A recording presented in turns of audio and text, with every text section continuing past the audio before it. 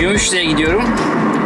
Zira Bodrum Bisiklet Topluluğu'nun bir pazar turu var. Ona dahil olacağım.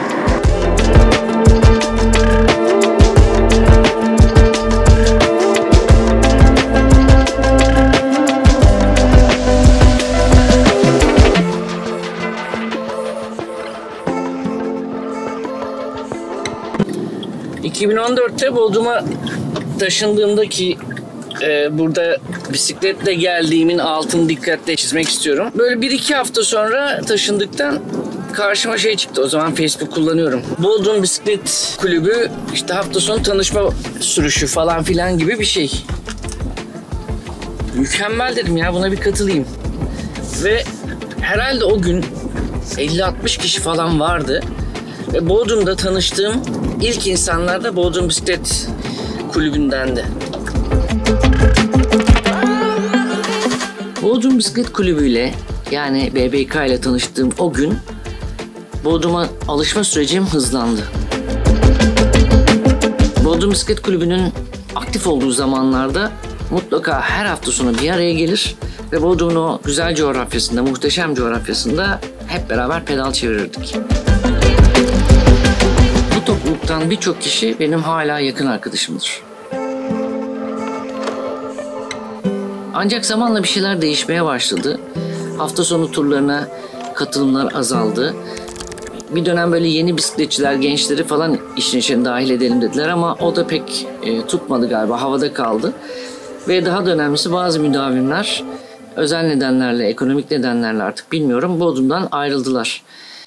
Her şeyin yavaşça sona erdiğini, bir mum gibi eridiğini hissetmeye başladık ama nedenini tam olarak anlayamadık. Zaten ondan sonra da hem dernek hem BBK kapandı.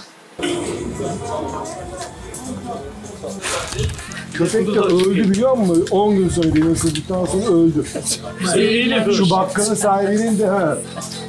Zehirlemişsin aynı. Evet ya, ben aradım herif. Köpek dedim ne oldu dedi. Kuduz muduz var mı? Yok abi köpek öldü dedi. Oha dedim lan.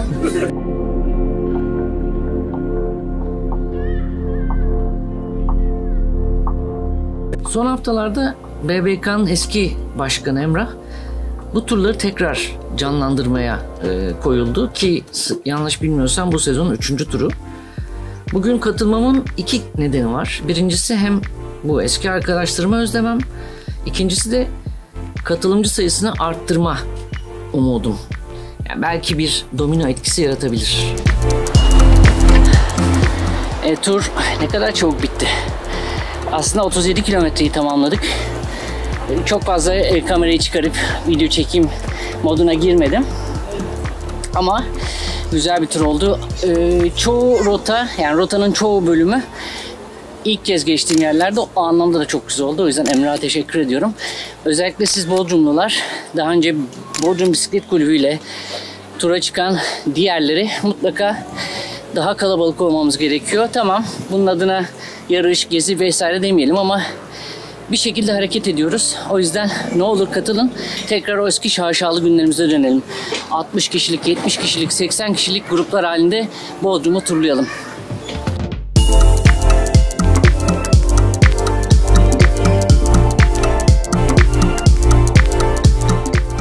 BBK turları 40-50 kilometrelik ortalama mesafeleri ve daha da önemlisi uzun molalarıyla ünlüdür.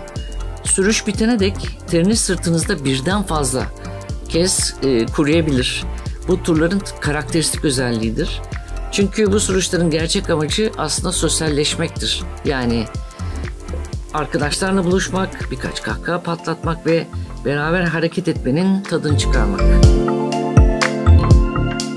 Ancak Bodrum Bisiklet Kulübü performansı değil, topluluk olmanın önemini vurgular. Bu bence BBK'nın bir kültürüydü. Emrah bu kültürü yeniden ayağa kaldırmaya çalışıyor. O yüzden onu takdir ediyorum. O halde bir sonraki videoda görüşmek üzere. Lütfen kendinize çok iyi bakın. Saatli kalın. Hoşça kalın.